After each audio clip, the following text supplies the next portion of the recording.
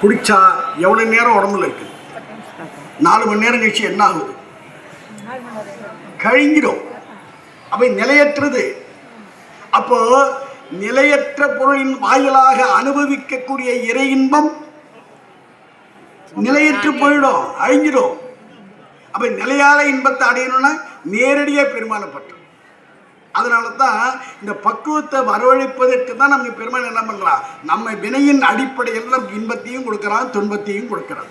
எனவே துன்பமுமாய் இன்பம் ஆகினார்க்கு அப்புறம் சொல்லிக்கிறார், பாதியுமாய் முற்றும் ஆகினார். ஒரு மிக மிக நுட்பமான கருத்து. எது பாதி? இப்போ நம்ம புராணத்தில் திருமுறைகளில் ஒரு கருத்தை படிக்கிறான். இறைவன் எப்படி இருக்கிறான்? பெண்ணொரு பாகனாக இருக்கிறார், உமை ஒரு பாகனாக இருக்கிறார். இப்படி சொன்னால் வழங்க மாட்டேங்க. அர்த்தநாரீஸ்வரராக இருக்கிறார்.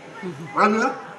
அர்த்தம்னா பாதி, நாரினா பெண்ணுன்னு அர்த்தம், அர்த்தநாரினா பாதி பெண்ணுன்னு அர்த்தம். அப்ப பாதி பெண்ணுனா பாதி ஆண். அப்ப ஆண் யாரு, பெண் யாரு?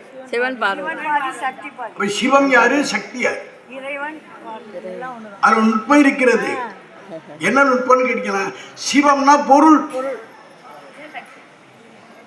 சக்தினா பொருளின் இயல்பு. இதெல்லாம் நுட்பமான கருத்து, உயர்ந்த கருத்து. இப்போ பாலுன்னு ஒன்று இருக்குது. பால் என்னது? பொருள். அது ஏன் நம்ம பாலுன்னு சொல்றோம்? அதுக்குன்னு ஒரு சுவை உள்ள இருக்குது, அதனாலதான் அது பாற்சுவைங்கிறோம். அப்ப சுவையையும் பொருளையும் இயல்பையும் பொருளையும் பிரிக்க இயலாது. ஆனா பெருமான் என்ன பண்றான், நமக்காக பிரித்து காட்டுகிறான். பிரிந்தாலும் அது பிரிவு அல்ல. ஆனாதான் நம்ம என்ன சொல்றோம், இறைவி ஒரு காலம் இறைவனை விட்டு பிரிய மாட்டாள். இறைவனும் இறைவி விட்டு ஒரு காலம் பிரியக்கூடாது.